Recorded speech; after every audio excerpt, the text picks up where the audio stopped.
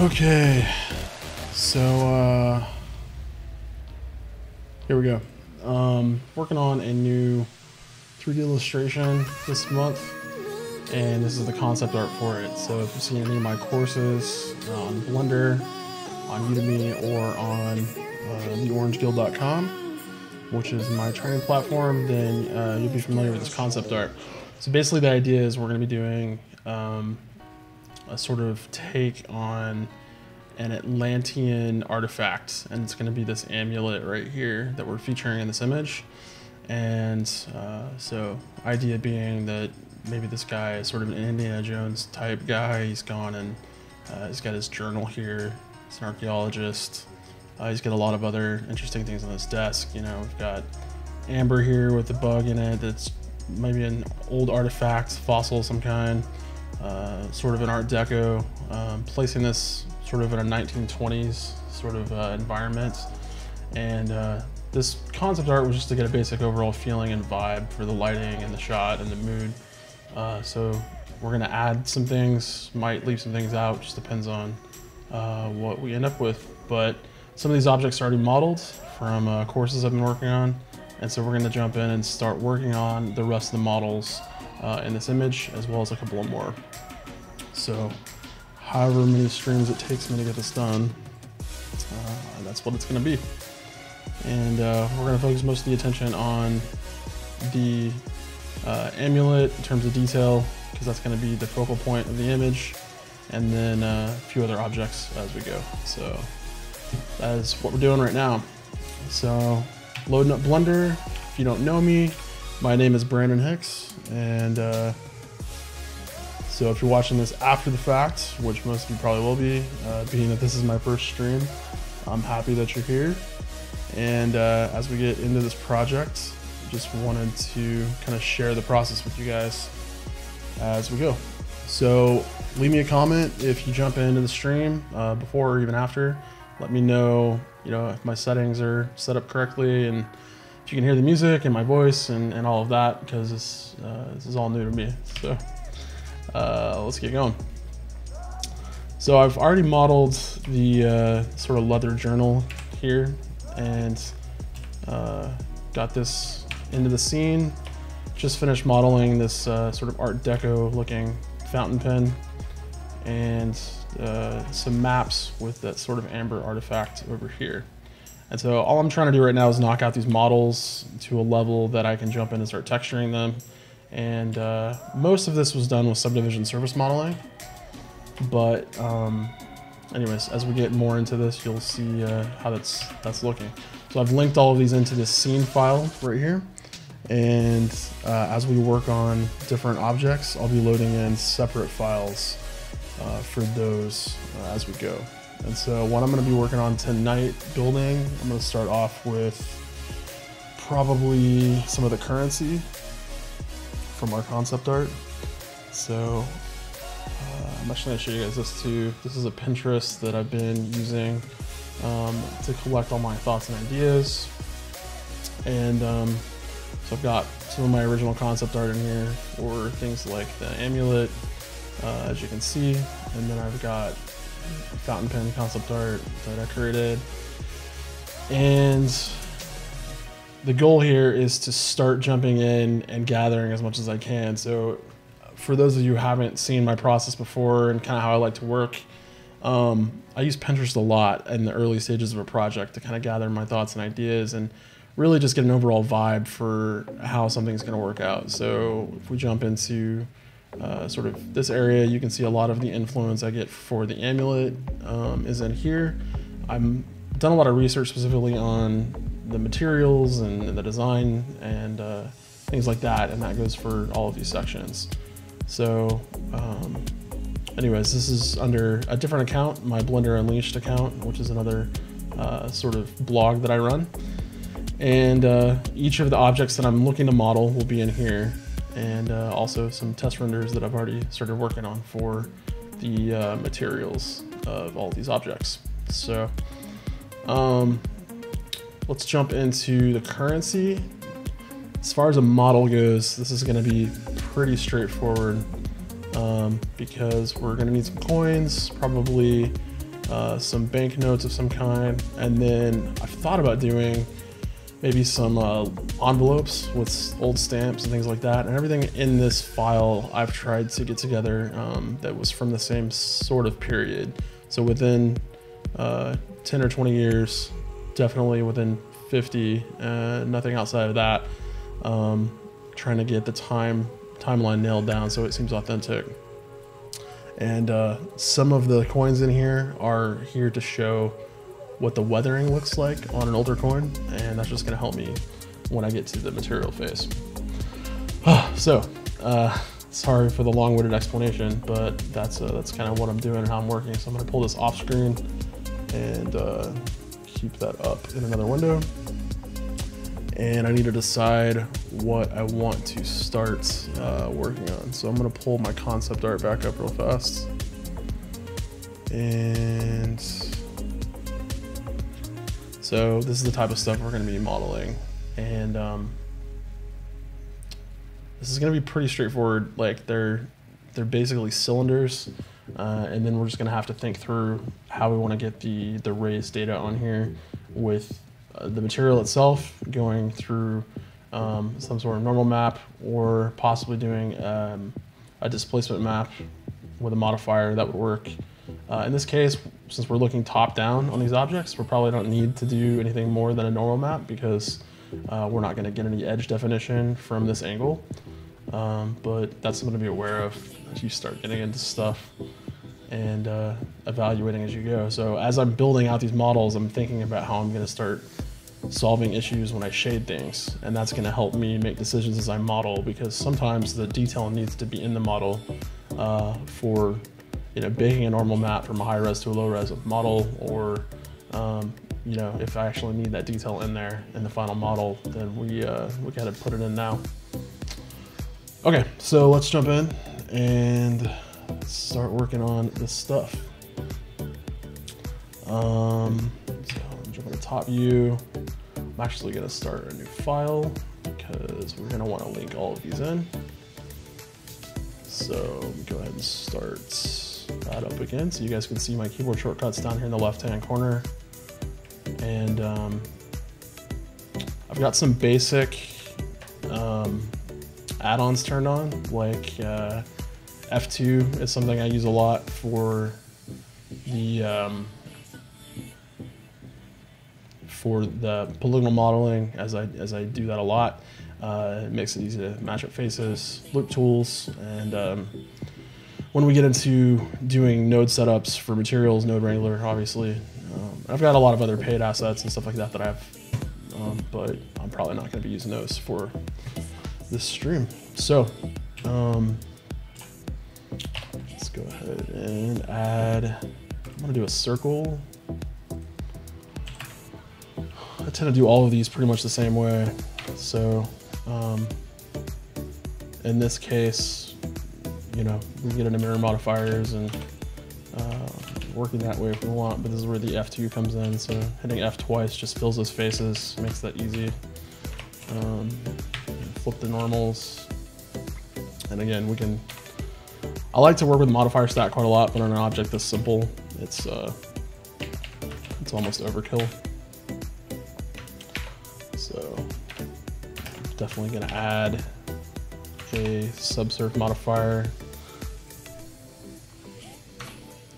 And the one thing I was kind of debating as I started thinking about these coins was whether or not to put any edge detail into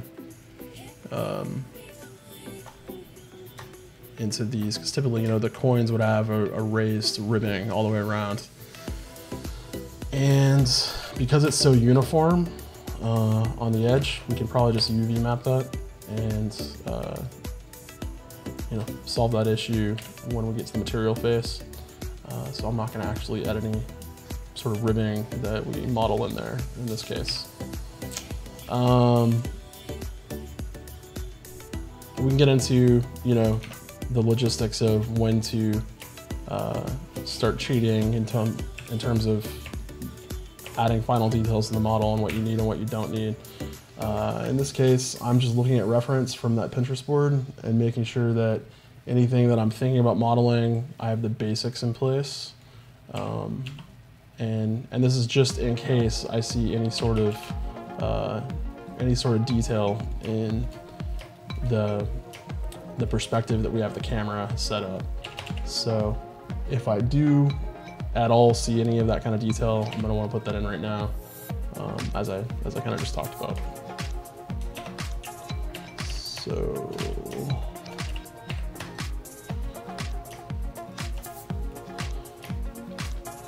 noticed this inner edge is not really lined up in terms of its scale for whatever reason. Make sure my cursor is centered. Let's make the pivot point around the 3D cursor. And move that out. And it looks like it's not lined up top to bottom. So let's fix this a little bit.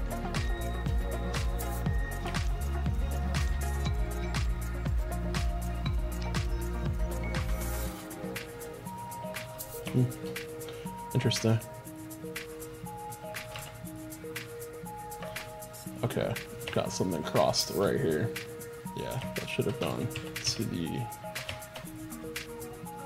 inner. Okay. Yep, that's important. Make sure you have the right vertices selected.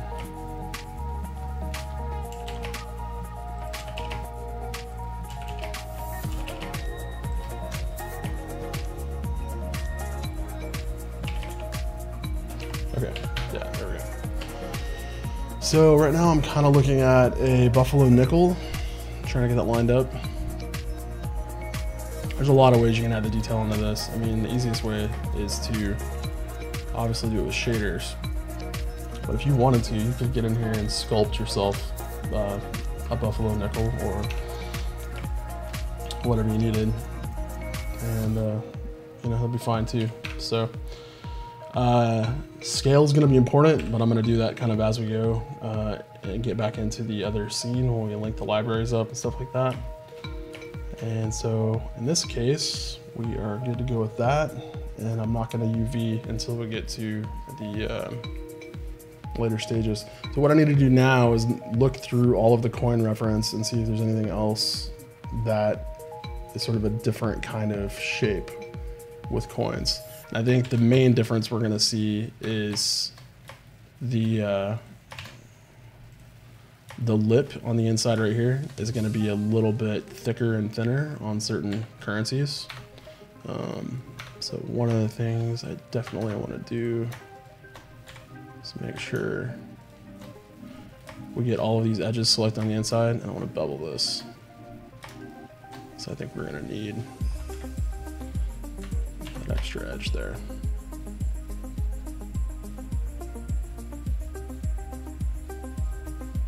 And I'm only adding as many cuts as I need. In this case, since these coins are going to be such a small part of this image, we don't need a lot. And we can play with the subsurf modifier.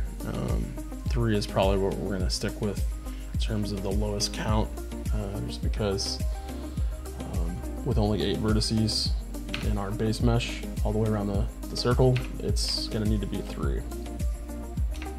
Okay. So this case, let's do the same thing. Let's grab all of these inner edges.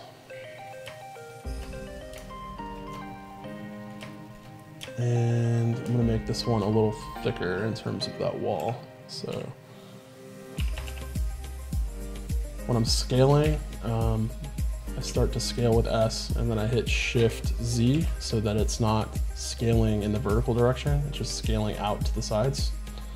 And that's important because we want to make sure that's staying flat as we go. So I'm actually going to grab this upper edge as well. So this one is looking like it's a dime. So in terms of the wall, that's a little bit more accurate for the thickness. And then once again, I'm gonna wanna bevel that right there.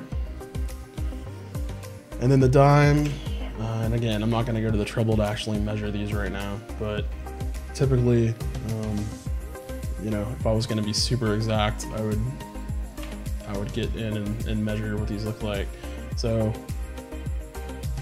from my perspective, if a nickel is about that size in real life, then a dime is probably, let's say, something like that.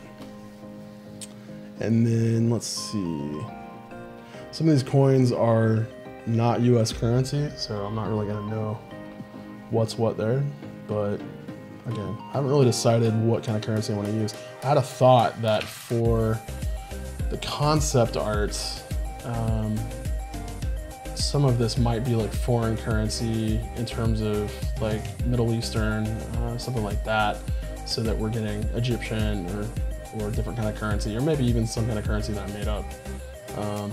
That's a lot of work to go in and you know, custom design all of this stuff. So at the time, that's what I was thinking, but I really don't want this project to drag on for another month and a half. So we'll probably just end up making this, you know, circa 1920s US currency of some kind. And, you know, we can always play with that, but it's kind of where I'm at. It's always a struggle between, you know, spending so much time on one piece, you burn yourself out, and then you don't have any energy to spend on the rest of the, you know, the illustration. And that's coming from, you know, me spending months at a time on an illustration, and you know, that's tough. So I'm gonna try to keep all the currency in a single file. So I'm gonna go ahead and save all of this, and I'm just gonna call it currency. And the way that I've been doing this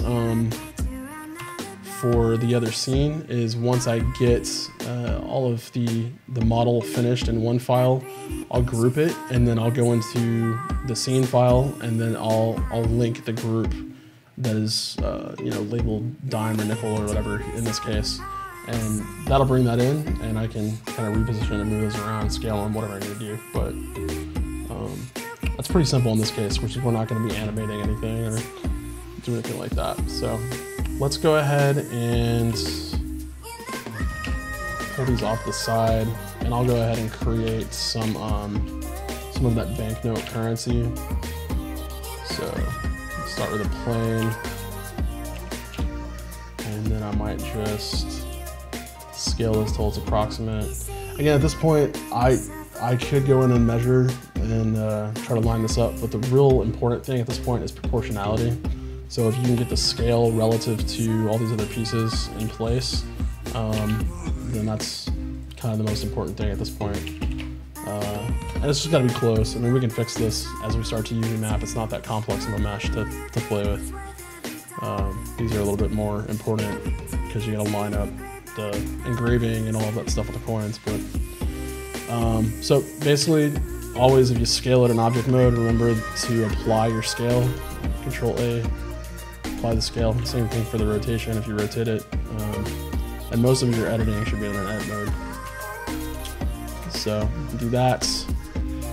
And let's see, because we may want to like bend these around and roll them up in terms of the corners, stuff like that, I'm gonna do a subdivide. And because we're using a rectangular type of shape, it's going to subdivide evenly, but we're going to end up not with squares, we're going to end up with rectangles. So just be aware of that. As you go, one of the things you can do to fix that is subdivide once, and then add a couple of more cuts vertically for a rectangular object like this. And that way you've got squares to start subdividing, and now when you subdivide, if you're going to get more similar to squares, they're probably not exact squares, but close enough. And yeah, that's all you need. What I like to do for most of this, I didn't do it for the coins, but for the paper especially, when you start stacking money, or the maps in this case that I have already done, I like to use a solidify modifier. Paper's tricky in that it's so thin. I think an actual piece of like printer paper is only 3/1000 of an inch. So we're talking 0.003. That's how thick a piece of paper actually is. when you're in CG, the tendency is to exaggerate, and so in this case you might be thickening or even thinning things. This is accurate in terms of measurement, but you know, it's got to feel right, so that's important. So we've already subdivided this up, so I'm gonna go ahead and add another subsurf just so that we get the corners kind of like that. And you know, we're getting pretty dense there in terms of that. And so what I might want to do before I do all of this is step this back and then maybe not subdivide as many times. So let's start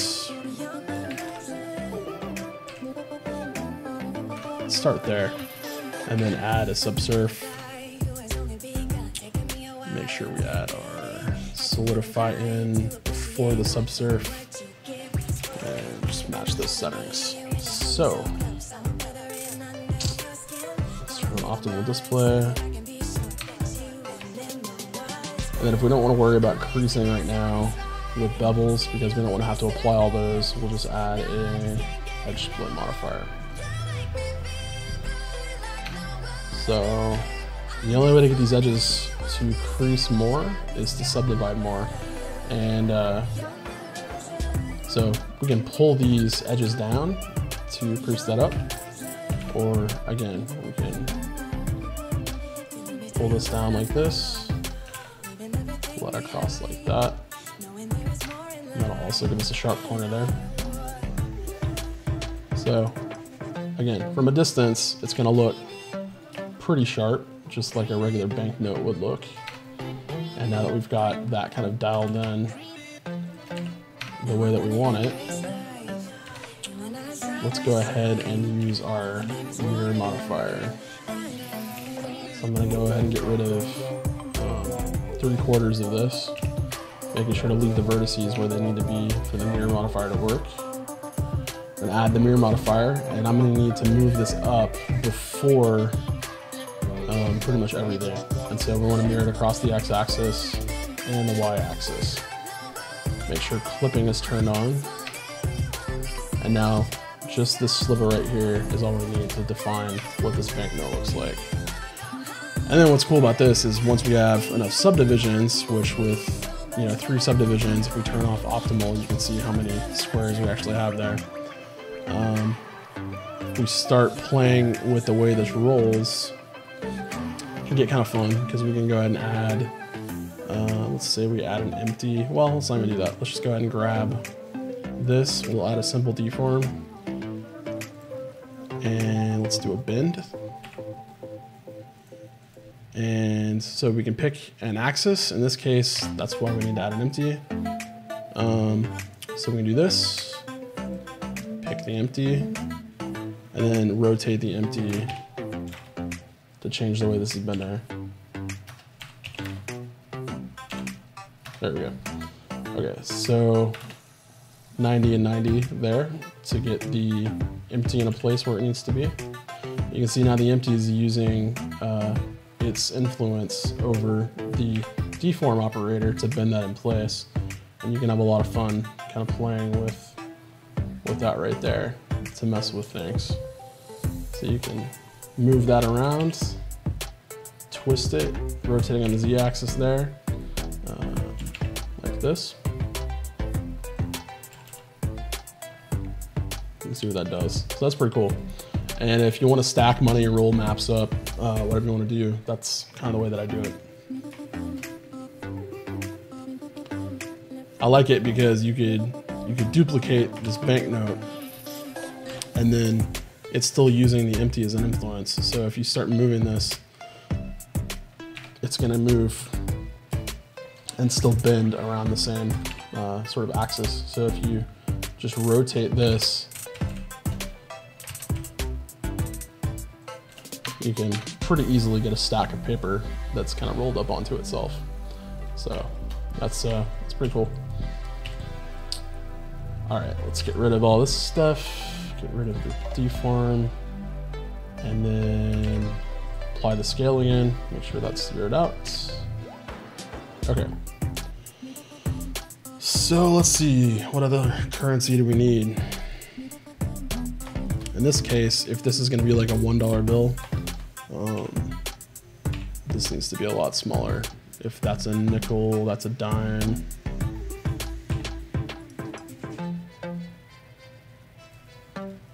And then this might be like a quarter. Something like that.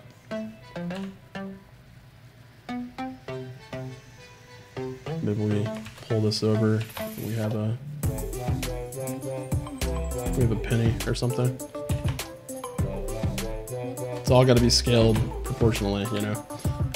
So that's penny, dime, nickel, quarter. All of those need to have the rotation and scale applied. Object mode. Okay, so let's see. Same basic currency note in terms of the model can be used, and we just swap the textures out for different notes. So it's not going to be a huge deal. In this case, I'm also notating currency as being anything that's sort of paper and has value. So stamps would also be considered currency in this project.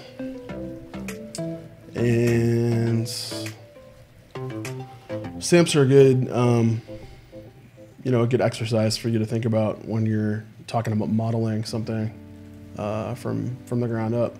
So if you look at this object and you're looking at just the, you know, the silhouette here, it's got a lot of ribbing and things like that around the edges.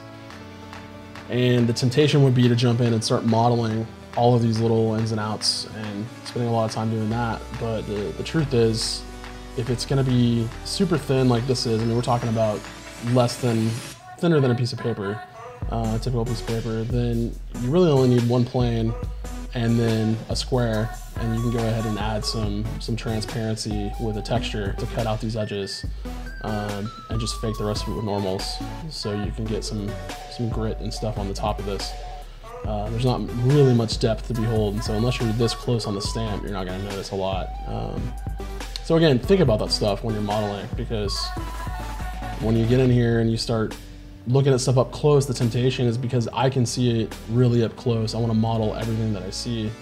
And you know, the point is to, the same way a painter would only paint details where he needs to paint details to get the point across of you know, the subject of the painting, he doesn't add tons of stuff into the background in terms of detailing for trees and things that don't need to be looked at. And the reason for that is more like the way your eye sees things. You know, if you're focusing on a scene, then things in the background are typically out of focus. And so, you know, if we're looking at this, the camel gets the detail, not the mountains, in terms of the way this is, you know, drawn with a pen and then printed on this. So focus on adding details where they're actually needed, because everything else is just kind of a waste of time. You're going to end up removing it later if you're smart. And, you know, I like to think we're all trying to be smart as we go about doing this. But what's more important is that it looks good. So that's the key. All right, there's a lot we could do with this. So just to make this fast, we can play with this a little bit, see what a postcard would be. I think in this case, I think a postcard is, what is it, typically like 4x6, something like that. Close enough. So move that over, apply the scale, and if we apply the scale, the solidify is going to be just as thick on this as it is on this. So one of the things to be aware of too is the order of your modifier stack. If we pull the edge split up above the subsurf, then some weird things are going to start happening. But at the same time, sometimes it does a better job. So if you move the solidify down into a certain place between the subsurf modifier and the edge split, you're gonna get a more refined edge down there. And that's kind of what we want in this case. So I'm gonna move this down on both of these. Now the postcard is is cardstock, so it's going to be quite a bit thicker, and you know, maybe looking at something kind of like that. We're also going to have probably a little bit softer edges in terms of these corners, and so I may not even have that edge loop, so we can get rid of that and see what it looks like on the corners. So I'm still getting a little bit of a weird taper here because this is a rectangular shape and not a square shape. So if I add a cut in right there, and I want to keep these uniform, so I'm just going to do that all the way across. Now we've got a more rounded off edge here that is kind of closer to what I want.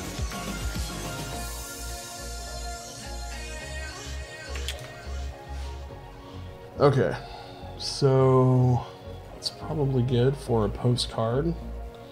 And again, from a distance, that is a piece of currency.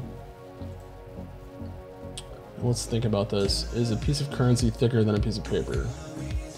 First of all, it's not made out of paper, it's made out of something like linen. So the materials might be the same, but yeah, I mean, close enough.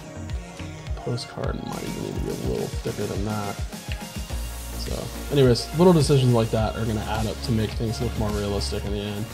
And for this illustration, we are gonna be going for photorealism. So details matter. All right, now I'm not even gonna worry about the stamp because quite honestly, we might even just throw the stamp on as a decal, as a texture. We might not even have to model that. So let's see, what else was I thinking about? We've got some train schedules here, which I thought were kind of cool. And then we've got some tickets, some train tickets.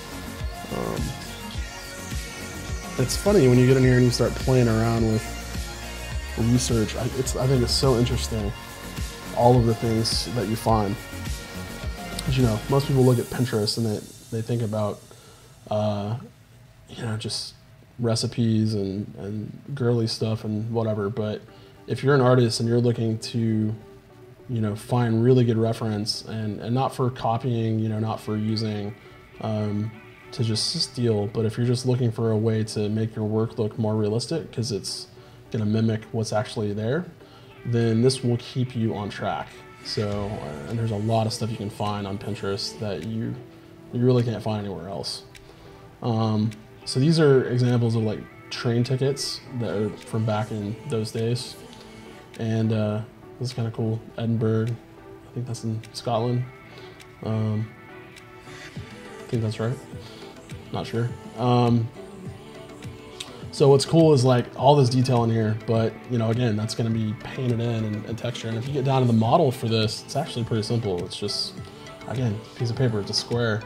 And the way you ripple that, the way you age it, sometimes does affect the model. I mean, this has a hole punched in it, and so you know, you can add that kind of stuff. But it's little decisions, you know, all along the way that add up to big illustrations. So in this case, if we want to create a, you know, ticket or something like that, try to get the basic proportions in place, pull that down until it's about the right size. And then once again, apply the rotation to scale to make sure that's zeroed out. And the reason that's so important is because not only will it affect how your textures are applied to the mesh when you start creating them for cycles, it's also going to change the way that your modifiers behave on the objects, because they're predicated on the idea that your scale is set to 1 for all of these channels. So just be aware of that, because if you start getting weird results, sometimes it's something basic like scale or rotation that's off. All right. We could put some weird edging or crazy things on these tickets, but honestly, I think it'll be fast enough to get in there with textures, see what we want to do, and then if we change our minds, we can always come back and, you know, play with stuff. So let's see. In this case, I think we're pretty much good with the currency. So got that kind of checked off the list, got that saved, and I'll go ahead and show you the process for linking this stuff in to our scene. So open the scene up, and you go to File, and then you're gonna link, and just remember we didn't set up groups yet. So I'm gonna go ahead and cancel that, reopen our currency file.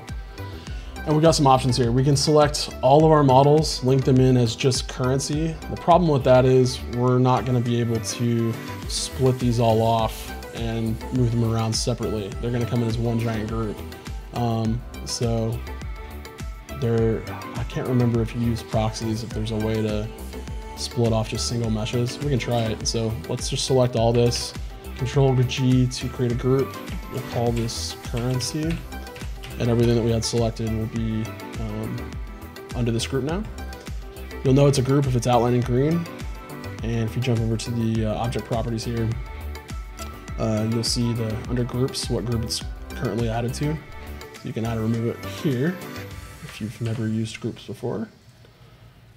And then under scene, let's go ahead and link. And you want to link instead of append, because append will actually copy the original mesh into memory. And what you want to do with a library like this is create all of your files and your models separately into separate blend files, and then use one scene file to join them all up. And so that way, if you make a change to one of the models, it will automatically populate into all of your scene files.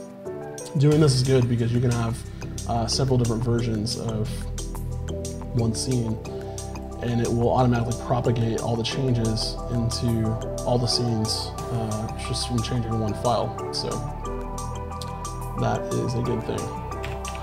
Okay, so this has been added.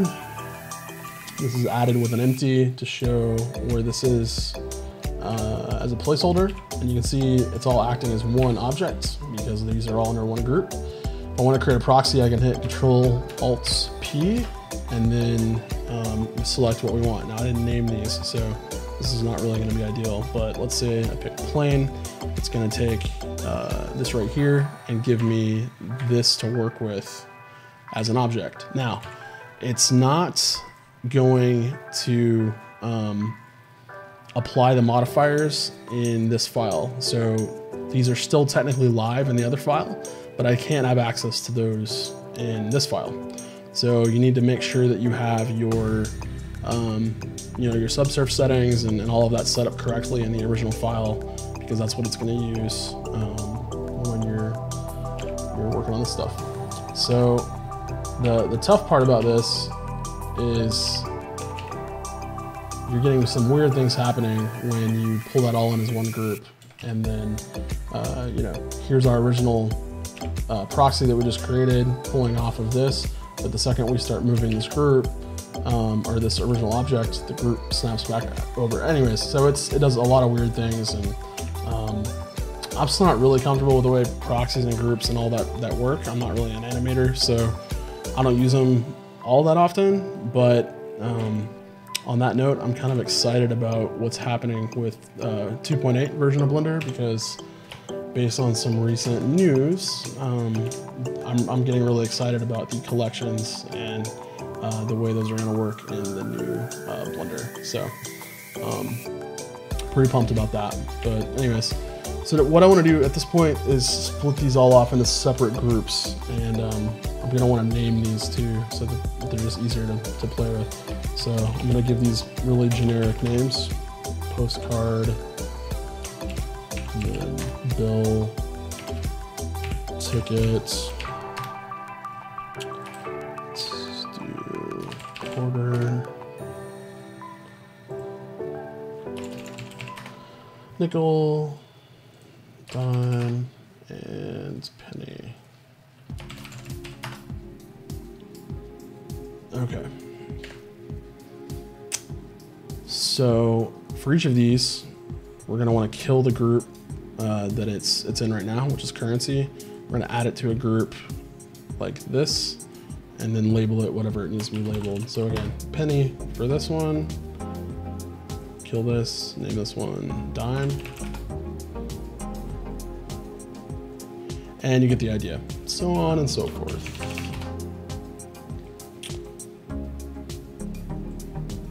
I hope this is, you know, somewhat educational, if not entertaining. This is not the fun part of modeling in terms of these basic objects, but it's important because these little steps are what give you the really cool looking stuff at the end of the process. So, hope you guys enjoy it, and I've got chat going so I can hopefully see what you guys are saying if you pop in and ask me a question or whatever, and I can try to get back with you, answer some things for you. Let's see, Bill. We have postcard.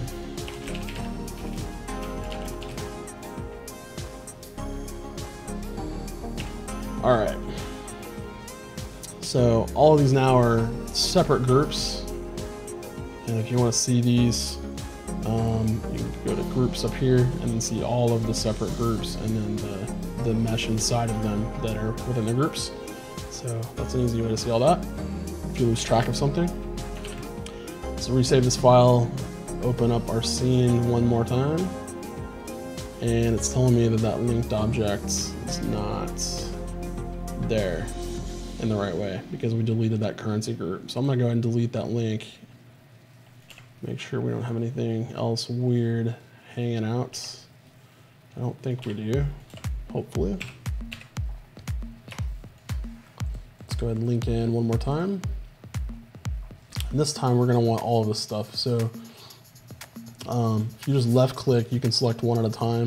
If you right click and hold shift, you can select multiple groups or objects in the Blender file window.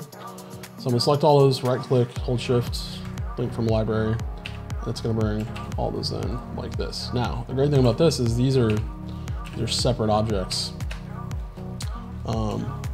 So looks like we did not update all of the origins on these. So feeling a little rusty tonight. Sorry about that, guys. But you can see this is a good example of what needs to happen to make sure that all of these are in the right place. Well, okay, so origins are in the right place on these. I wonder why the empties ended up in different places.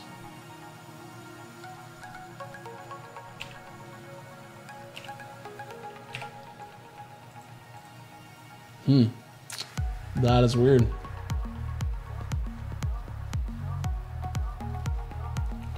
So I wonder, go to groups.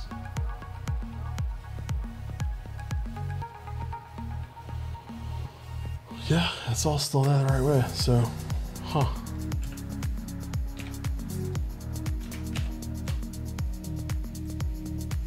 Yeah, so we're not gonna be able to reposition the origins there. I wonder if we would have to create proxies for each one of these to kind of change the way that's working. That's weird. Now I want to know what's going on.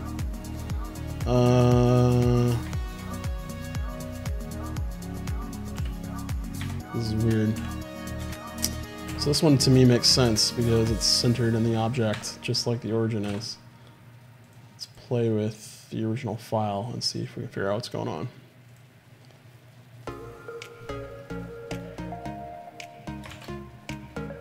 Okay, so pulling all these in, obviously that empty for every single one of these is lining up with the origin of the world. So it's weird to me still that all these origins are mapped out and then in different places.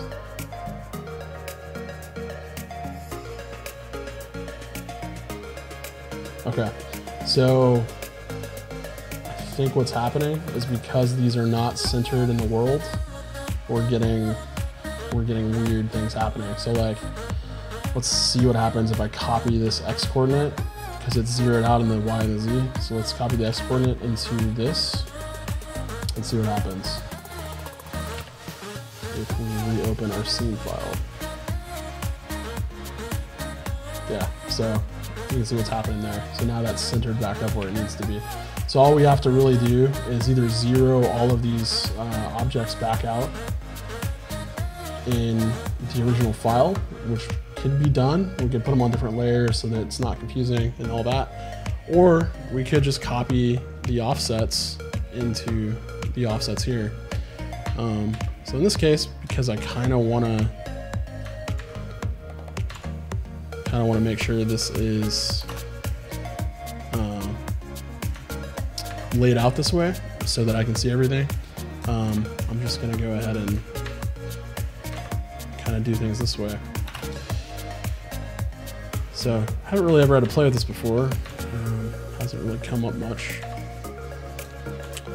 But that's probably because I don't mess a lot with doing the library thing.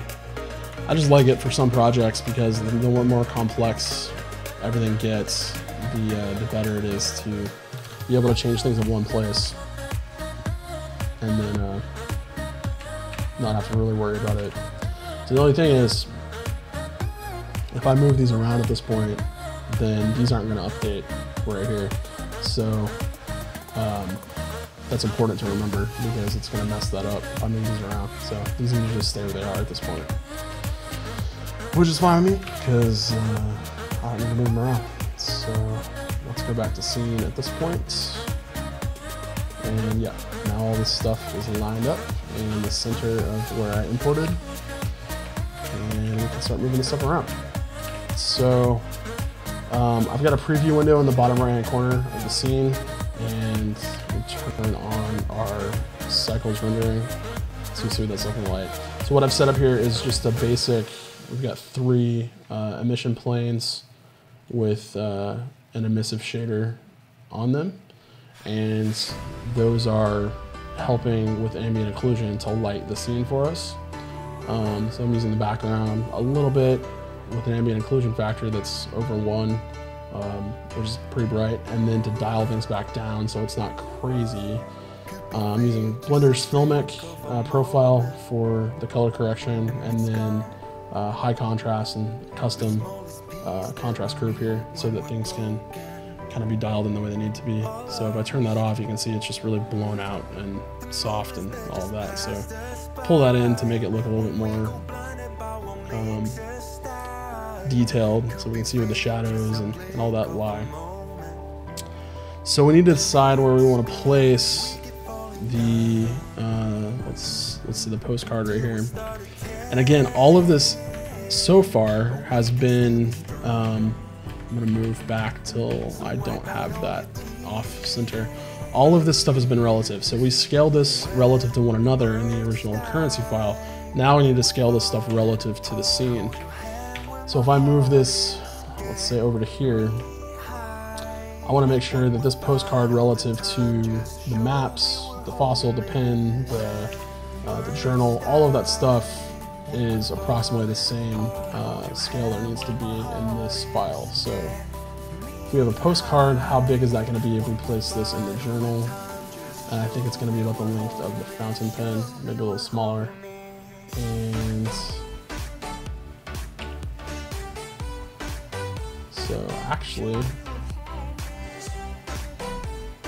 looking at the size of the banknote, the currency right here, that needs to be there, which means maybe this needs to be a little smaller. Okay, so these should be flat on the ground, and we may have to adjust height in terms of where those sit, but everything else in the scene is as lined up on the ground as it possibly can be with the way these are modeled, but because of the way these maps are separating and all of that, it's not going to be perfect, and that's fine. As long as it looks good from this angle for our scene, that's really all that matters. So once again, referencing our concept art, we're going to have this sort of in the first third going off the page for our currency. The postcard isn't even in the painting, so we can really do whatever we want to there. But overall, it's about creating a pleasing composition. So I tried to plan this a little bit so that the eye kind of circles around the page. So if you look at the direction the bottom of this pendant is pointing, it leads you down the page into the tip of the fountain pen. Fountain pen then points you off of the journal, and before you go off the edge of the page, you run into some more interesting stuff down here, which pulls you back up and around into the image. into some more areas of visual interest. And so all of these, you know, forking off of the curves here lead into the sugar, and then you've got the detail of the currency and the you know, the curve of the teacup and the saucer right here, pulling you around this part of the image. And so anyways, the point is just to keep the eye moving around the page as much as possible, and that's just basic, you know, proportion and concepts when you're creating art school 101. So that's the goal. So I'm looking down here as I position this stuff, and I'm actually just going to copy the Z coordinate of that to pull that down where it needs to be. Pull this up, and so again, we can play with this a little bit as we go. And I can't just move because the camera is not, you know, straight up and down, so I need to move using my axes constraints. So let's move this on the y-axis, and then let's say I jump into top view here, duplicate this, rotate it a little bit, duplicate this again, rotate it a little bit. Well, we don't want it to be perfectly uniform. We want it to be a little off.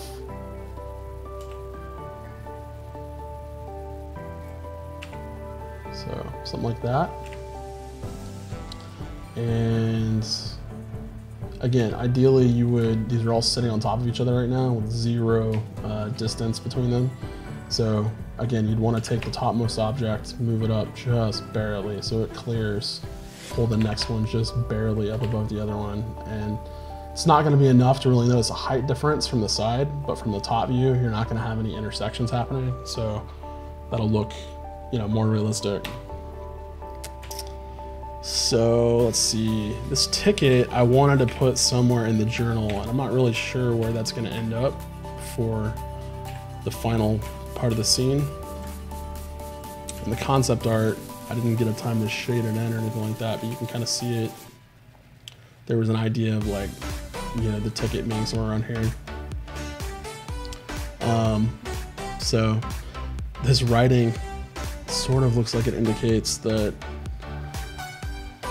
yeah, I don't know what I was doing. This is all just gibberish, but so let's play with the idea of a ticket being sort of pasted like a scrapbook into this page inside the journal.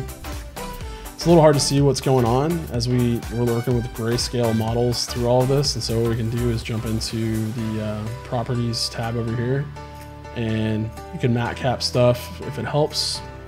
You can also turn on ambient occlusion, which helps ground with shadowing, and so it will slow your viewport down a little bit, but in my opinion it's one of the fastest ways to understand when you're grounding out an object on another object. This page is not evenly flat, and so this is really going to help us dial in how this is sitting on the page. And ultimately, we're probably going to have to deform this ticket to get it to fit onto the page correctly, but this is a good starting point. And we're not going to be able to deform it in this file because we can't add modifiers to a linked object. So we'd probably have to create a proxy or append this object or something like that. But anyways, so that's a good starting point for it right there. You kind of see a little bit of the shadowing in the render. And what do we want to do with the postcard? Definitely want to make it visually interesting, the way that it peeks out a little bit. So question again is compositionally, as we rotate around, we'll jump into the camera view here. As we're going around the image, if we put the postcard here, does it lead the eye completely off the page, or does it allow you to intersect with the journal and pull you in, you know, around the image this way? And it seems like it may not be that important of a decision, but realistically, when you're when you're creating a still image where people are going to sit there and just stare at it, it actually becomes a pretty important thing for your composition. So there's a lot of things we could do with this. You could just square it off that way, make an interesting crop. But I'm not really sure yet. So I think we'll have to play around with this quite a bit until we get it where we want it. One thing you don't want to do is like end the placement of this on a tangent. So if it intersects in a really obvious place, like the center of this, if this lined up there, that would not be good. This is intersecting on the very corner of this. And so it looks staged, you know, it looks boring. It looks like you did that on purpose. And you don't want that. You want it to look random, like somebody just threw all this stuff down in the desk and this is what everybody got, you know? So make it look like you did what you did and you didn't care about it. And that just comes with practice and playing around with, you know, real images, and look up some reference, you know, get on Pinterest and check out some stuff and see if you can steal some, you know, some organizational skills from some photos. All right. Getting into all of our stuff. Now I'm really glad I labeled these now because I don't have to guess what they are. I can just look down there and see what they're supposed to be. All right. Pull the quarter over here. Let's again place this so it's where it needs to be. Good enough. So in top view, I'm in orthogonal mode. So I can literally just move this around without having to worry about constraining, and it'll stick to that vertical surface. So it's good. And again, we want to place this in an area that overlaps a little bit, isn't too conspicuous, stuff like that. So in this case, what I want to do is kind of have one sliding off the other one right there. And I'm going to put the 3D cursor right about there. Make sure I'm using the pivot point for the 3D cursor. And then let's move this up where it's just sitting on the edge of that coin right there. So something like that. Get over to the lip where this needs to be curving down, and then I can just rotate until we have it start intersecting with the ground. Or in this case, it's going to be another banknote. So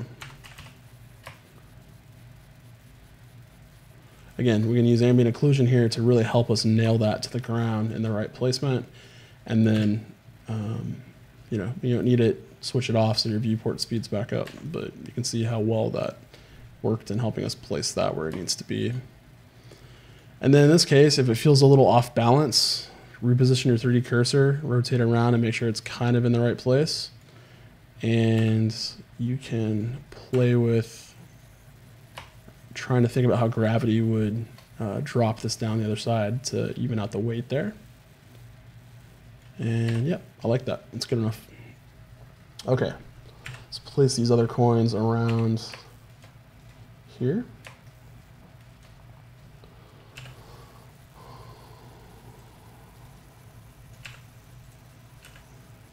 Okay, somewhere around there. And then maybe the dime can be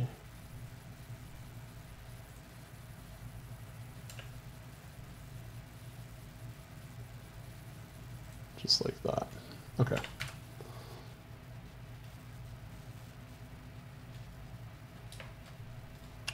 Let's grab the Z coordinate for this.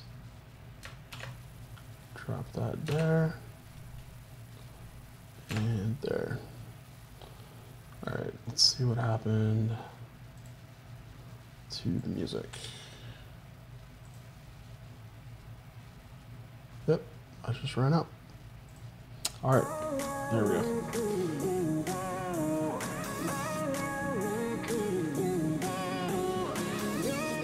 Let's see.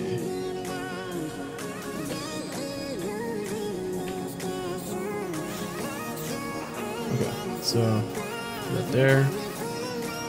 And typically what I do as I go is I'll do test renders quickly to kind of see where we're at. In this case, drop that down to something like a 100, and then see how that looks. I think the renders were taking something like 15 minutes with 1,000 samples. I'm using the new denoising features that were made permanent in 2.79, so you can see with only 100 samples we're getting a lot of noise, but with the denoising turned on it really cleans things up for us, so we can get a good preview.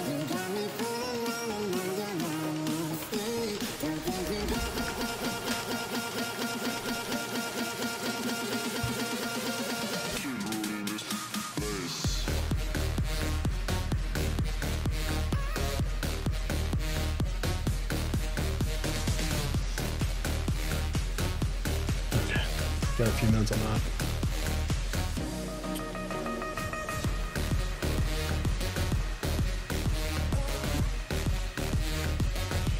So if anybody's out there, say hello in the chat. Love to hear from you as I'm working on this new project. I've had this channel for quite a while, depending on where you're watching. YouTube, I've had this channel for quite a while. I'm also streaming to Twitch and Picarto, but anyways, I've not really done anything with my personal channel, and I wanted to jump in at this point and had an opportunity to start playing around with some more personal projects. So the goal is to just kind of show you what I'm doing as I'm working through my own stuff, to try to improve and share the process with you guys that I'm learning. And you know, a lot of this I've done before, but I'm definitely going to get into areas where I'm having to test what I do know to make sure that it's working for this project. Nothing ever goes according to plan. There's always issues and things you have to be concerned about as you're trying to solve problems when you go through a project. So, you know, you never know what you're going to find. But in this case, for this particular point in my life, you know, I'm hoping that there's some things I can share with you guys that'll help speed things up for you and make your projects easier and faster. And you know, that's ultimately why I started my new training platform called the Orange Guild, and it's all based on the idea of training and mentorship, which I don't see a lot of in the Blender community right now. In terms of mentoring, you know, there's a lot of training websites and a lot of really good people teaching. I'm really happy and proud to be a part of that community, but you know, it takes more than just wanting to watch a bunch of tutorials and get better. Sometimes it takes somebody really getting into your stuff and telling you what you need to work on, because it's hard to find that out on your own a lot of times. It takes, you know, years of practice of trying to be objective, you know, with your own work. And the best things that I can remember coming up in school, and especially after I started working in the real world on projects, is having people next to me day to day tell me what I needed to work on, and you know, even affirming what I was good at, but helping me realize where I could get better and things like that. And so there's no really price tag you can put on good mentorship, and I think we all need it. I still have, you know, mentors in every area of my life. You know, I've got people that I look up to in this community for 3D, and I have business mentors that help me work out all the skills that I need to work on for being an entrepreneur and all of that too. So I encourage you guys to seek out people that make your life easier, because they'll tell you how to take shortcuts and those add up. All right, so it's kind of funny with the denoising. It looks a little bit like a heavy piece of construction paper, but anyways, this is a good way to get a good idea of placement, shadowing. Ambient occlusion here is doing some weird things with the way that I have this set up. Feels like these are floating. I know they're not, but anyways, something we'll have to dial in if we actually want to use that for our final render. I'm hoping to do a course on this once we get it finished. Go back and teach specific, examples of the whole process of the compositing and the material creation and all of that. So if you want to watch it on a live stream, I may live stream all of it. I'm not really sure if that's faster than just knocking it out, not live, but we'll see. Let me know. If you're watching this and you're getting something out of it, then you want to see more before we get into doing a full-blown course, definitely let me know. Okay, let's turn on AO again. That definitely doesn't feel like it is. It is though. It's on the ground.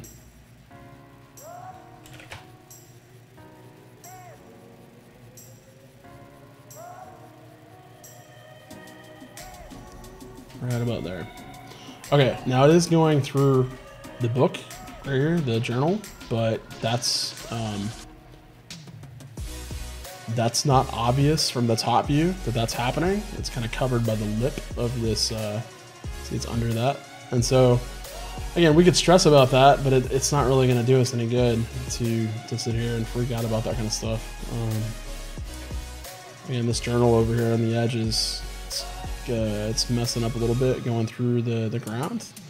Now here, that is important because you're going to see that. So we need to play with repositioning the journal here a little bit. You can actually see from underneath how far that's dipping into the ground. So let's play with that a little bit. I'm trying to decide whether or not it's a good idea to move the journal because we've dialed in it's sitting on the ground here, and also importantly up here as well, we've kind of put this where it needs to be. So what might be even easier is to just play with the height of our ground plane a little bit, because I don't think we're gonna get that perfect.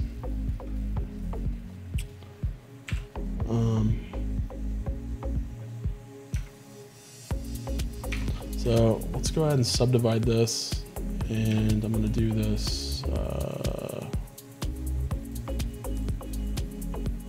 let's say 10 times.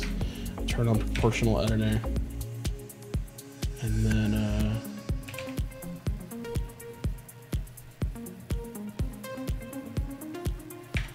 so we're gonna pull this down a little bit. And that's going to show off the fact that this postcard is not far enough down anymore. Once again, we're going to get as close as we can, intersecting with the ground plane, and then just call it good. And turn off proportional editing and fix this a little bit.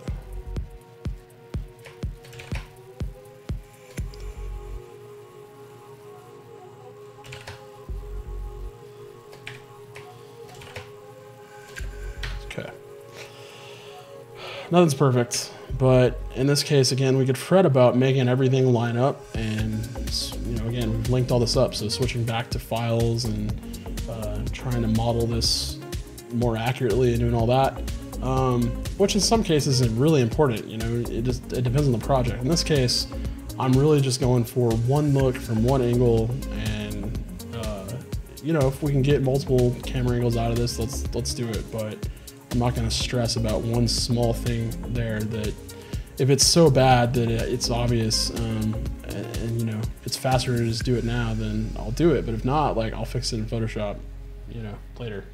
I'm confident enough in my painting skills that I can patch it up. So sometimes it's faster to just do that. It's not always the obvious answer, but something to think about. Okay, so I've got a little list going on here of what we need to work on. And let's see if I pull that off. We can see this. Okay. So we've got our checklist here.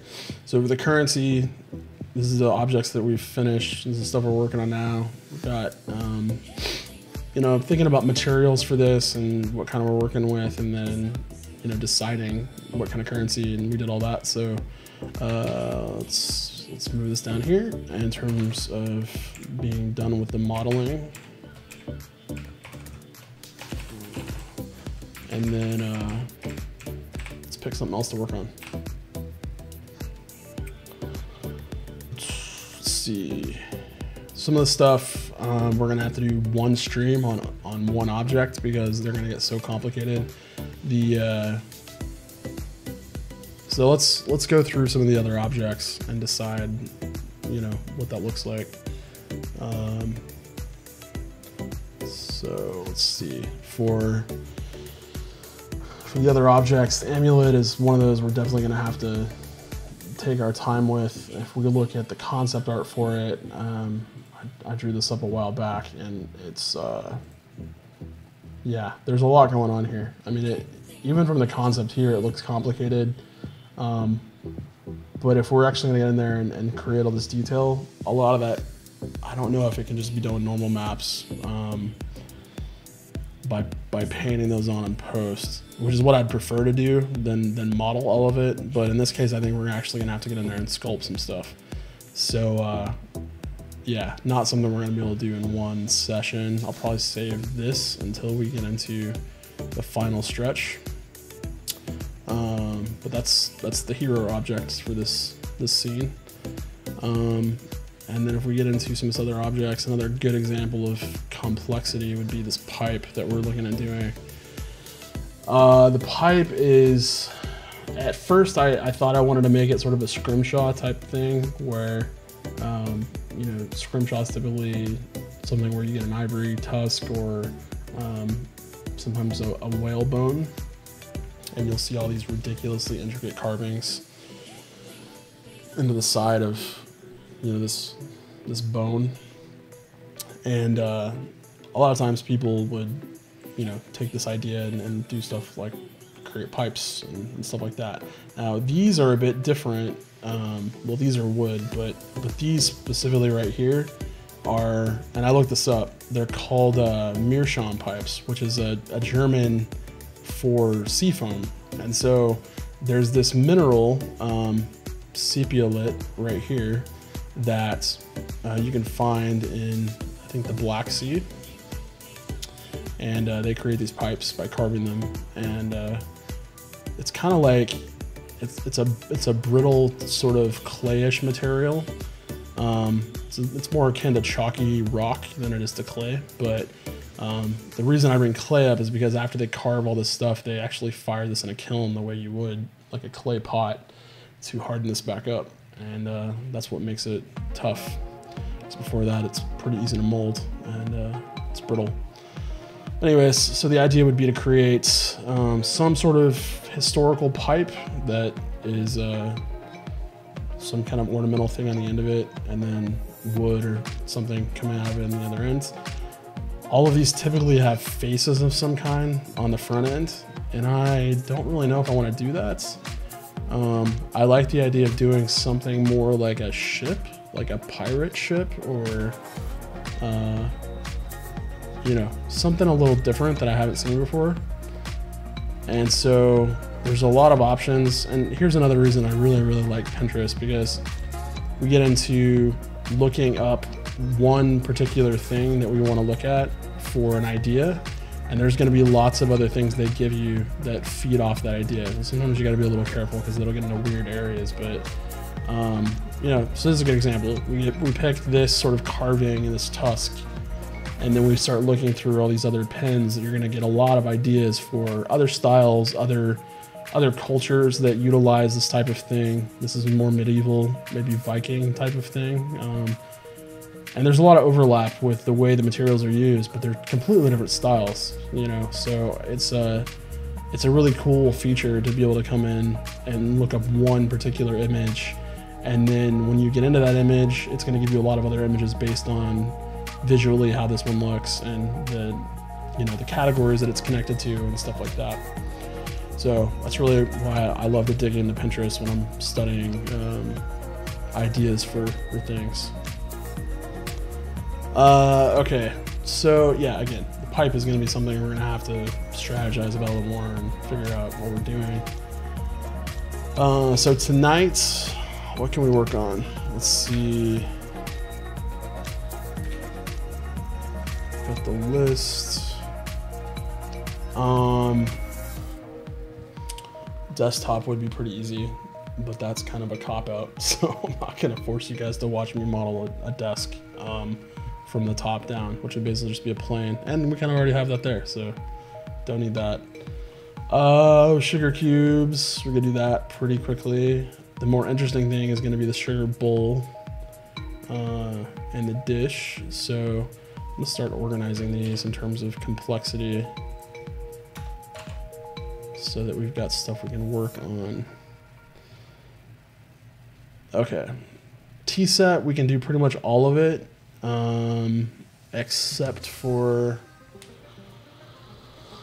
I don't know, doily is gonna be interesting because of it's sort of made up of linen or cotton or lace, and so there's a lot of interesting inner workings with that. So if I just jump into tea set, you'll see all the pieces of the tea set that are here.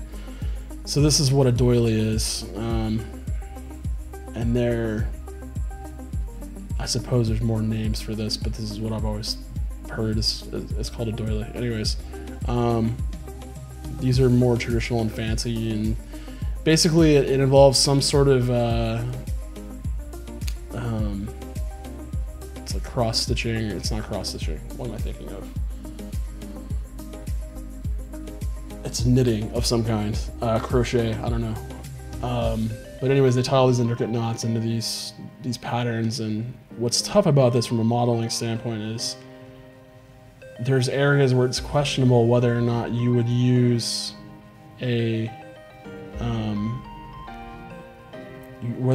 like a transparency map in your shader, or whether or not you would actually just leave holes in the model. And that's important because if you're gonna have to model this with holes in the right places so that you can line up how these patterns are appearing, that could end up being quite an intricate model, and you're gonna have to strategize how you're gonna build that. So what's gonna be helpful in this case is picking a pattern we wanna emulate to start with, and then kind of working our way backwards.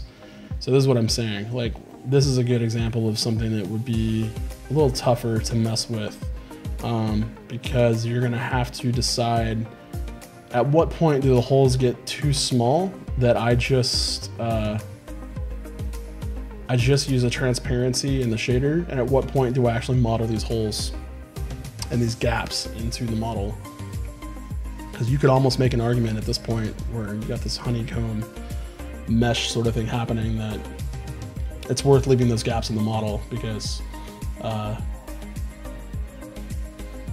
it'll be more obvious that the thickness isn't where it should be if you don't have that there.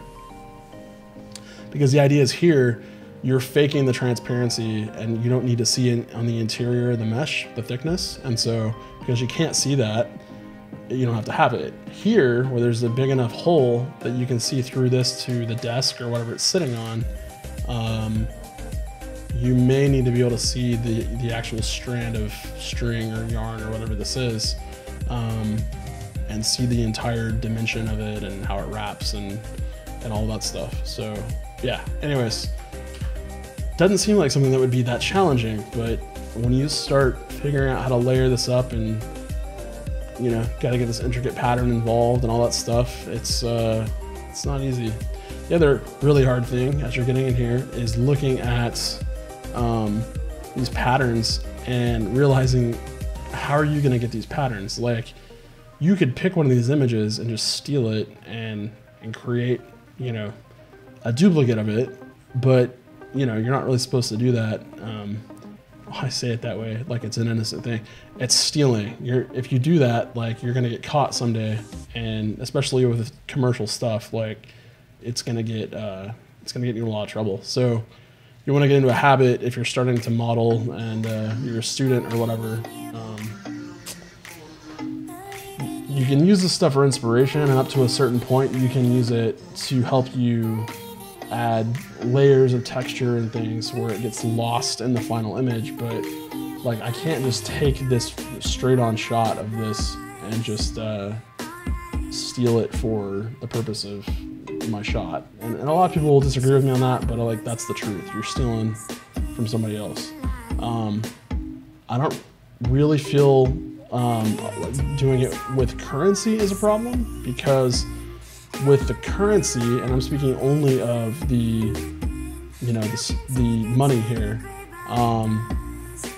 there isn't an artist behind this. There isn't someone who owns a copyright on this. The government owns, you know, the likeness of these things they create. But it's not like intellectual property. Like everybody, the collective American people own, you know, this as they make up the government. And so I don't think you're going to see you post a picture of a dollar bill as part of your 3D stuff and then peg you as somebody who's doing copyright infringement, because you're not claiming that you created that. Obviously, it belongs to the public. It's a little bit more tricky when you're talking about stamps, because all those are, you know, owned by the government and whatever. And if they're as old as this, and again, you're not claiming that you own it or you created it, that's fine. But as you get into more modern stuff, it's a little trickier. Like timetables are different. You know, those are owned by companies, those are created by companies, and although these are so old, they're probably in public domain by now. Yeah, think about that kind of stuff. There's the same problem with the postcards. Some company created this postcard, and worse than that, somebody wrote on this who, you know, didn't give you permission to utilize, you know, their name and all of their information, all this stuff. So when you get into that stuff, better to leave it alone. Recreate this in Photoshop with some of your own handwriting, and, you know, fake the style, but, you know, make a custom version that's not stealing what's just right there in the reference. So anyways, I know that was long-winded, but I feel like obligated to share that I'm not one of those artists that just goes through and steals,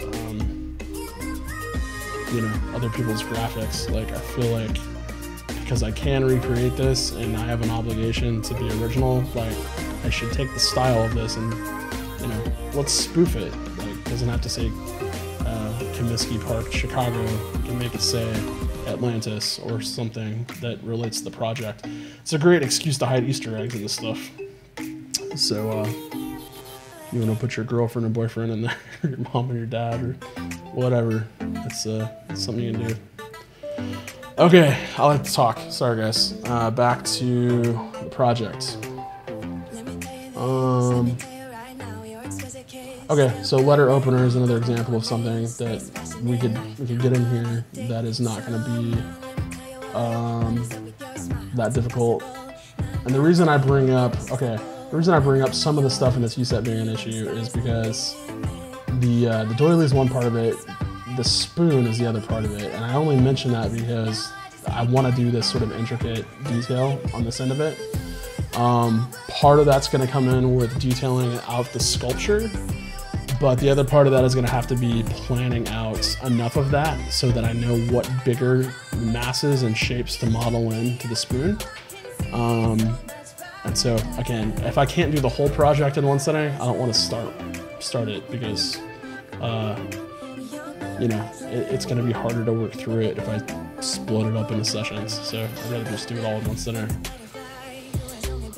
Okay, let's see. Okay, so like, this is some examples that I picked off the internet of people that have tried to model these doily things on 3D websites. So I'm not sure where these all came from. Some of these are probably turbo sprayed and stuff like that, but so this is a good example of like how they decided to solve this problem.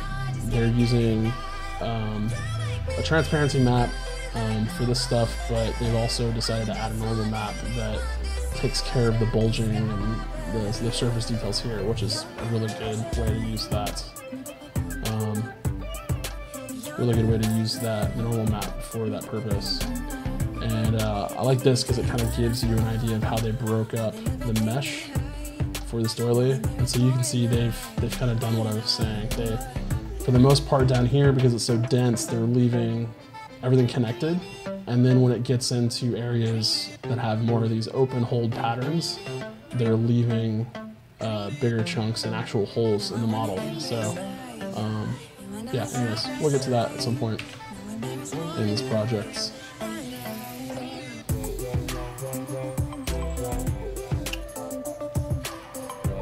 Okay, let's see.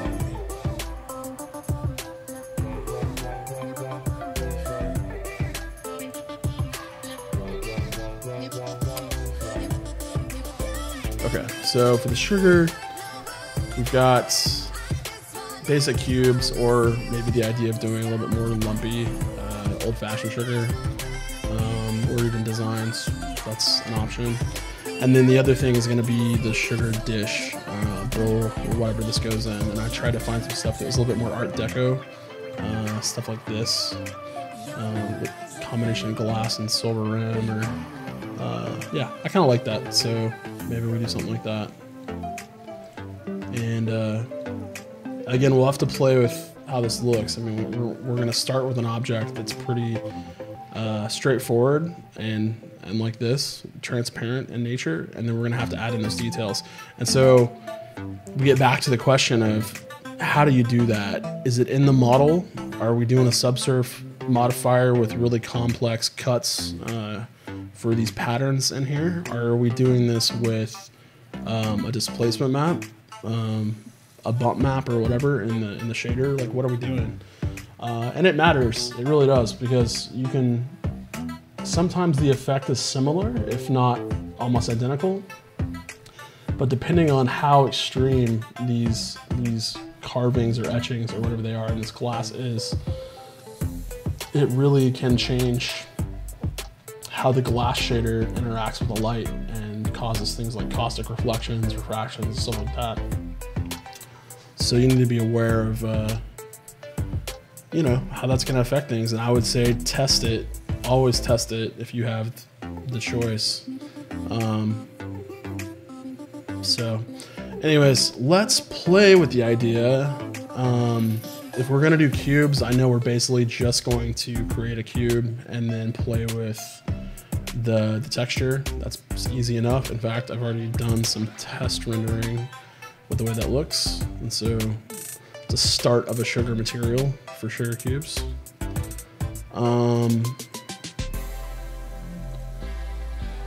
And let's see, no, we need to be in sugar.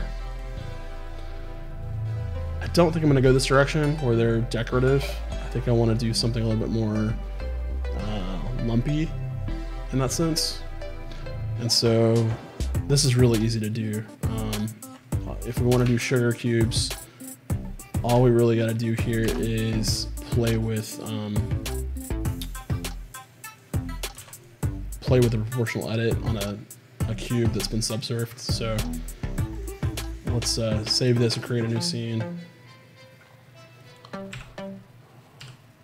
And we'll add a cube.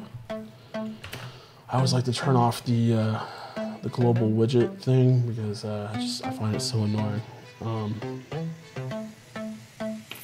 Okay, so yeah, we can add a subsurf, and then basically all you have to do is you know, crease that a little bit.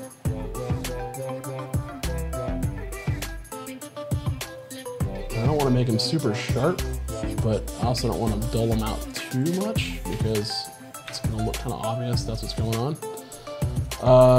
Let's smooth it out. Okay, so that's pretty decent as a starting point in terms of a sugar cube. If you want to mess this up, there's a lot of ways to do it, but if you want to manually do it, again, we can jump in here and we can apply this, and then jump into proportional edit, randomly select some points around there, and then maybe scale a little bit. You can start creating really subtle like lumpiness to the sugar lump.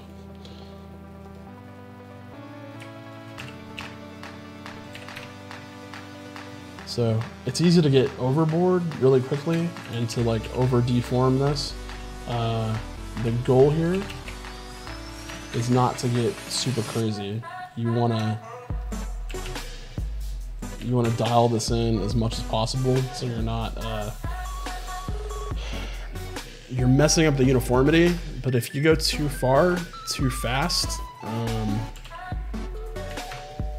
it's gonna look like you were trying too hard, if that makes sense.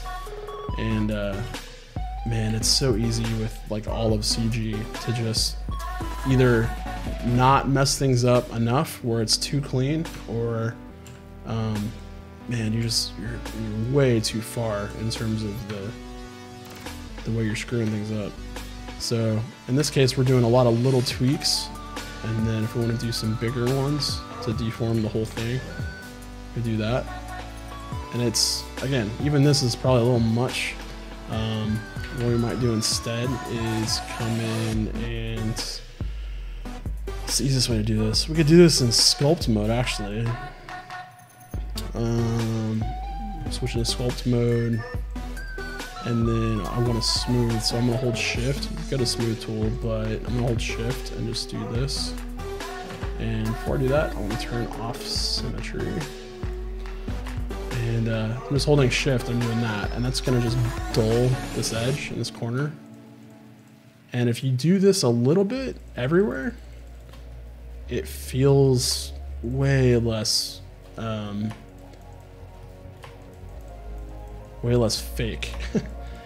And it's just because nothing is this perfect in terms of the way that you know, that works. And so sculpt mode is actually a really good idea. I wouldn't get into dynamic topology. If you know what I'm talking about, you know what I'm talking about. Don't worry about it. But in this case, stay away from adding more geometry because you really don't need it. So much of this can be fixed when you're working on the shader, that you don't really need dynamic topology for this. And you can see here, we're not adding anything. We're just moving all these vertices around as fast as possible in an easy way. And compared to the original, you can already see just how simple this has gotten. And again, if you soften up every corner the exact same way, it's going to be obvious that, you know, you're doing something weird. So don't do that. And if you do, fix it. You know, you can always come back with grab here and play with that. And it's just about tweaking stuff until it feels right, you know. If you want to crease things back up, let's see, what do we do? Shrink that down maybe? Not that. What do we want? Pinch? Yeah. So pinch will do the opposite of what we've been doing. Smooth, pinch a little bit, smooth. I like to do that a lot. If I'm sculpting, I'll just get in here with smooth, shift key, and pinch, and I'll just go back and forth until I get enough of the breakup that I want. And you know, it works pretty well. Anyways. So that's an easy way to get in here with a sugar lump and kind of mess around with everything until you're happy with what's going on. Again, in this case, so much can be done with the texture that I'm really not worried about it. But the more screwed up you can make it look, you know, the better.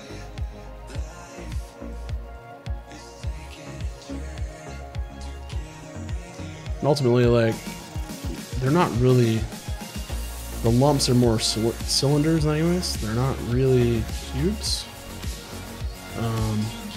So it's something to just be aware of.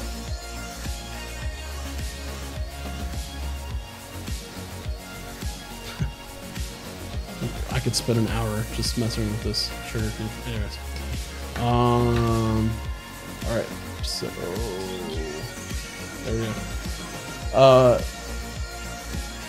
There's another cool trick you can do with the modifier stack, and for this to work, you actually need like a texture or something. But you can add a displacement modifier, and where is that? There we go. So the cool thing about the displacement modifier is that if you give it a texture to go off of, and since there's already a texture here, I'll just go ahead and do that. Pull the strength back down to something like 0.1.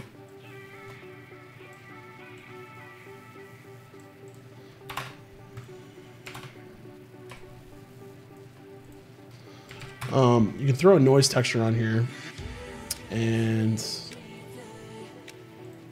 play with these settings, and if you go along the normal, then you can change based on the texture itself. You can change the way that this is deforming. What's cool about that is if you move it around in 3D space while this is deforming, especially under, is it global? No, it's not global. Okay, that's not working the way that I thought it would work. Anyways, there's a way. Maybe I have to do it that way. Okay, so if I pick another object like cube,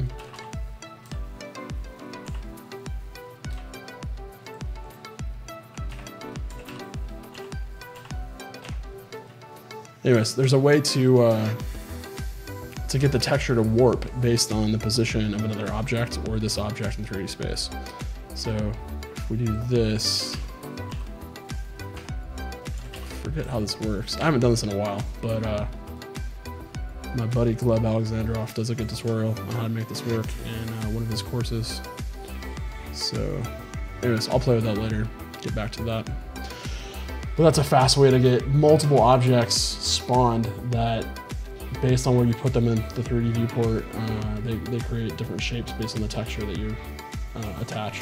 So anyways, an easy way to go about doing that. So let's go ahead and save this. Save this as sugar.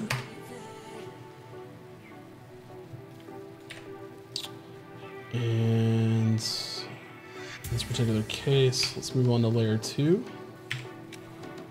And we work on the dish. I'm actually gonna take a break real fast and come right back. So maybe we'll play with this idea. It's a little bit more Art Deco, so I like this. Yeah, so take a break and I'll be right back.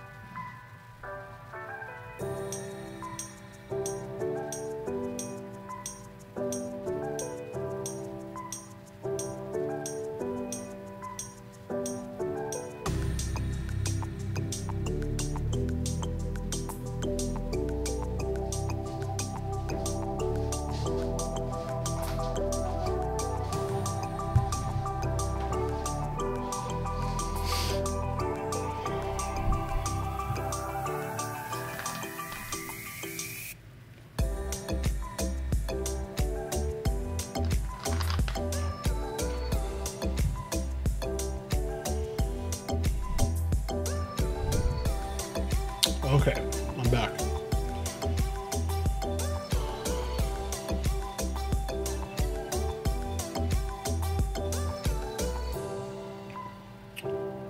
So, all right, we're gonna get into doing this sugar bowl here.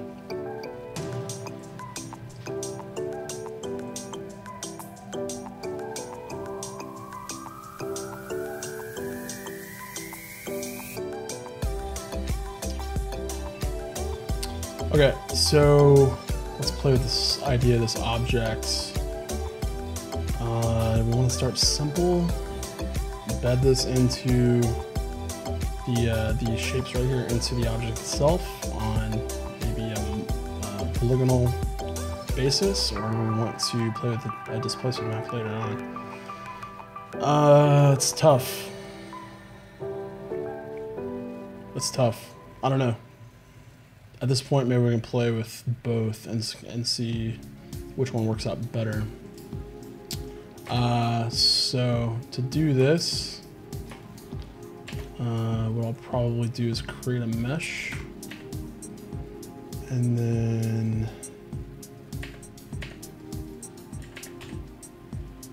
go ahead and get rid of all the vertices. Actually, no, let's merge them at the middle. Jump into front view. And then what I want to do is pull this back over here. Okay. What I want to do is create a profile of this bowl.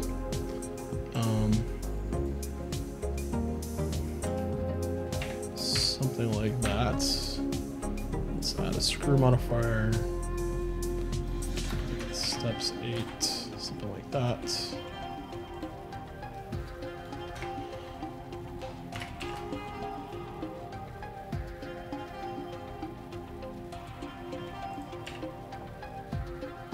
Okay, so that's an easy way to get a quick bowl.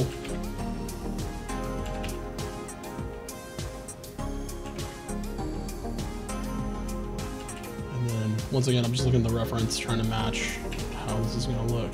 And the least amount of control points here is key, because it's going to go ahead and with a subsurf modifier, you know, obviously like anything, the more points you have in this curve, the more geometry it's going to create for you. So if you can get away with one edge or one point here to control the curvature of this this bowl, then that's what I would recommend doing. Let's see. There's so many cool things we could do just with the shape of this thing, but don't want to get too far ahead of myself. So we're gonna have to figure out some things as far as this goes. Okay, so the basic shape there. Go ahead and solidify this.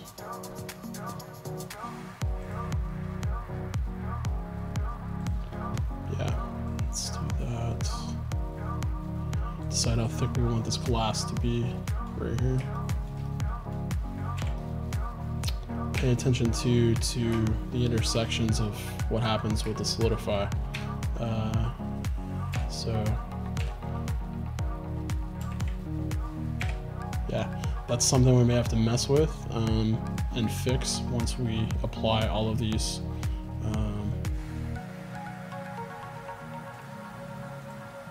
Yeah, so the point here may not be joining up all the way, or maybe overlapping a little bit, and it may have to do with the flatness of that. Yeah, so here's what we'll do. We'll just create another vertex out to the side that creates a flat surface so that that doesn't happen. That's easy. Okay.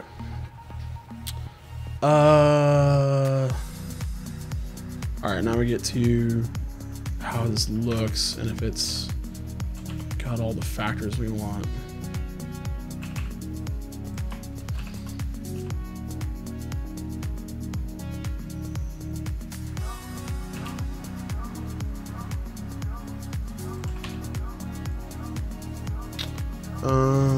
again, I'm just completely scanning the reference as I go to make sure this is kind of the same thickness.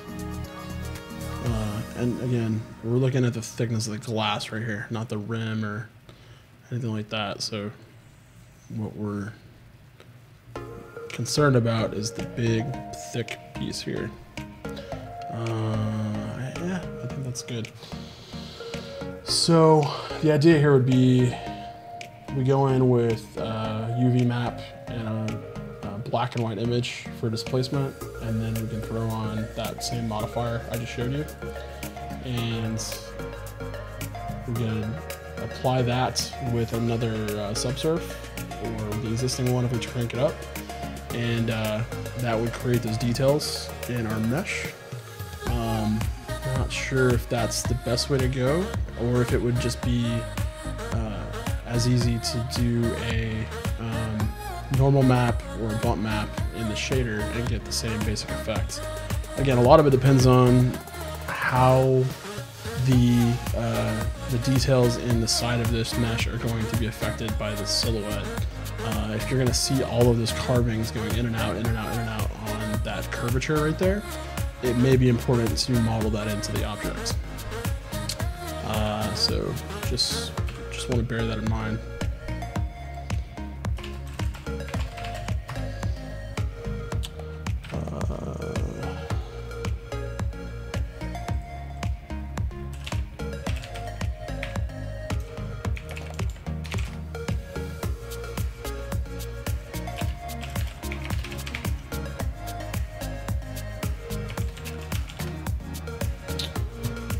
Slay, guys. I don't know what to call that. Anyways, close enough. Alright. You know, I can't decide whether or not I want to bring this in on the edge or not. So we could do something like this. Yeah, you know what? I think I like that more. So let's rotate that edge a little bit. Okay. Maybe something like that.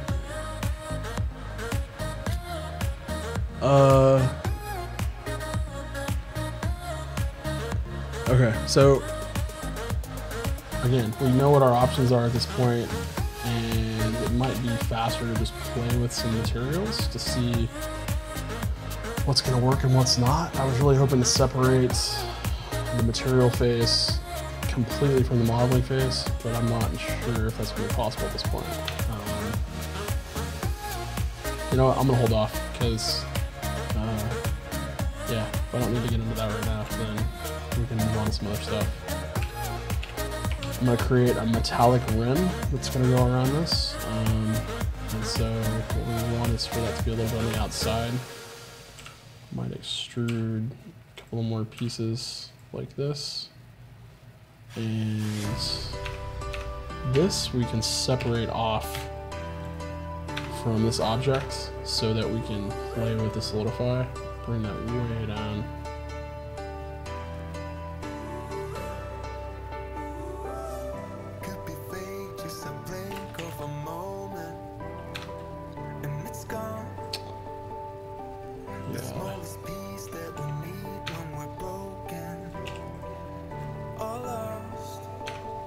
Let's add a material here.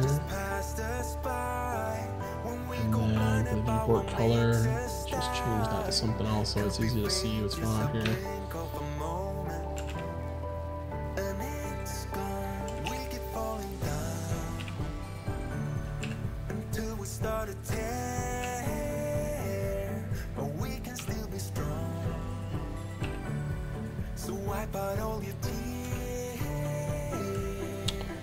Okay.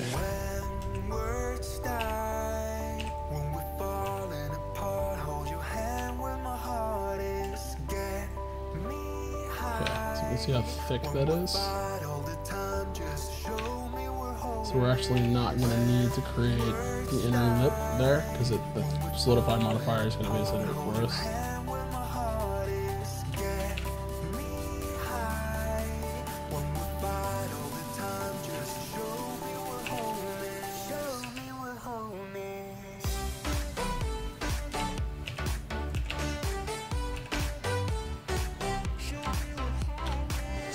Okay.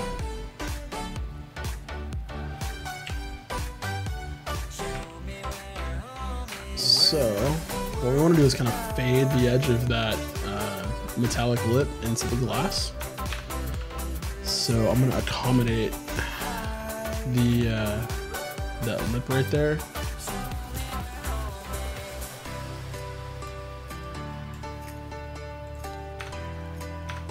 And we'll do something like this.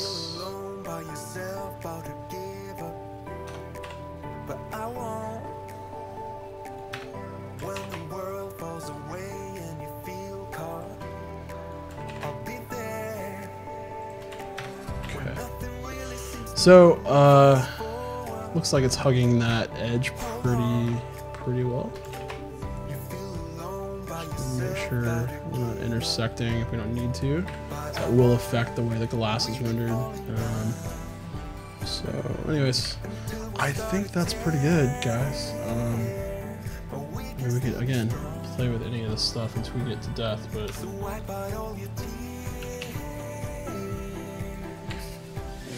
question is always how far do you go before you just decide it's good enough. In this case, I want to even this up a little more.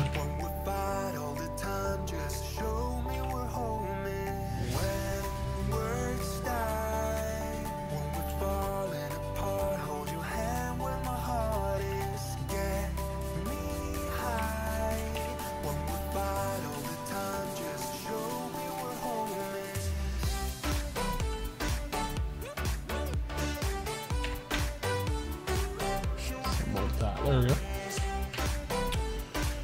Okay, question now is if we're happy with the way this is looking.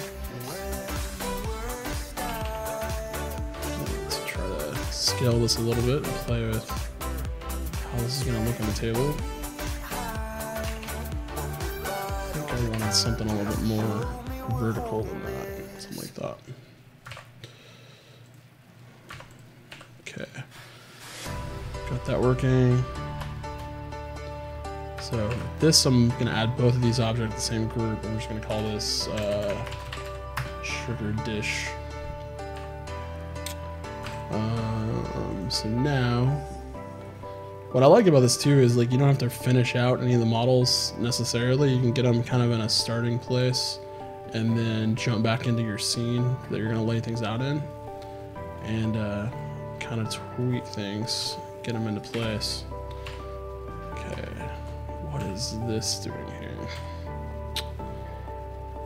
Alright, I'm gonna get rid of that. Okay. So let's link our new object. It's gonna be under sugar group, sugar dish.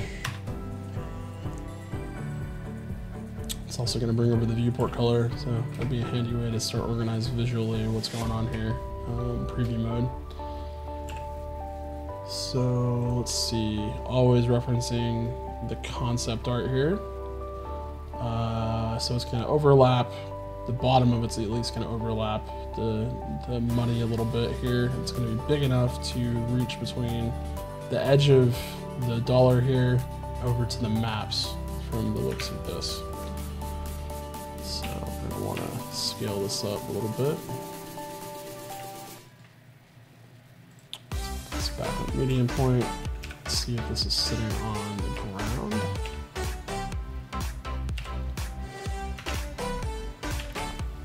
And I want it to be right about there.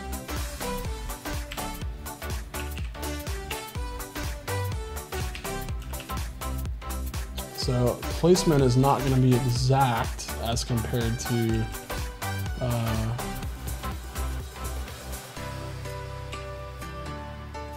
the concept art, because the maps are placed in a different area and they're also rolling a bit different than they are here. So because this edge is lifted, we're not going to be able to overlap those two things. Can't get close. The other thing is we have to remember that this right here is not the composition. We're looking down here to see how the final camera angle is sort of set up. So because we know we're going to add a teacup and a saucer and stuff up here, which needs to be bigger than the sugar bowl, this is getting a little big. So my guess would be something like that would probably be a little bit more appropriate. A little bigger, something like that. So we pull this over here, kind of set it on top of the currency on that edge. And I don't think anything is in the final place it's going to be in for the composition, but as long as we get a ballpark estimate of how things are looking, then that's kind of what we're going for here. So yeah.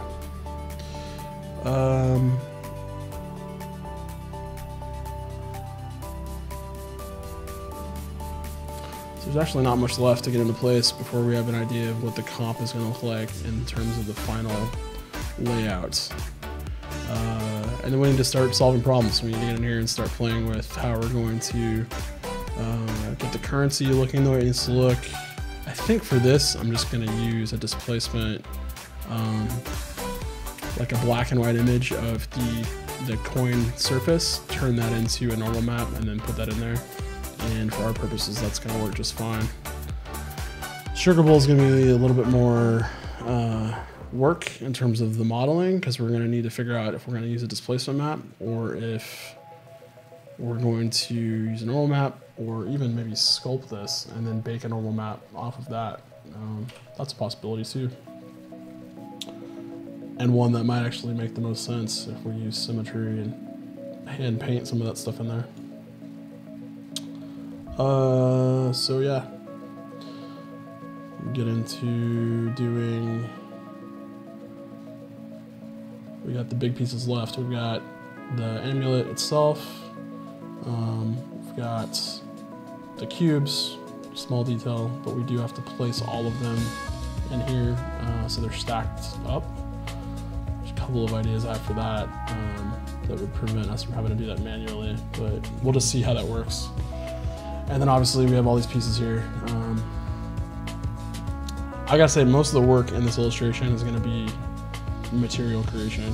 I don't think it's going to be modeling.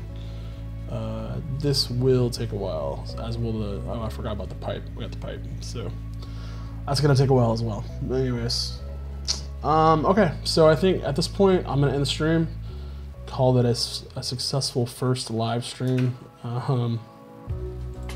and yeah, we're going to keep going on this project. Not sure when I'll see you guys again. Maybe tomorrow night. I'm not sure. But definitely gonna keep working on this. And yeah. So my name is Brandon Hicks. I'm a Blender Foundation certified trainer and a 3D artist. And my training platform is called the Orange Guild. So if you're looking for any mentorship or 3D training for Blender, check it out at theorangeguild.com. And I'll be back on this channel frequently, doing live streams and getting into doing more tutorials and stuff like that. So if you go to theorangeguild.com, I've got Blender courses live, ready to be binge watched, and all for a pretty low monthly subscription of only $19. So check that out if you want to, and I'll see you guys in the next stream. So thanks for watching, and I'll check you out later.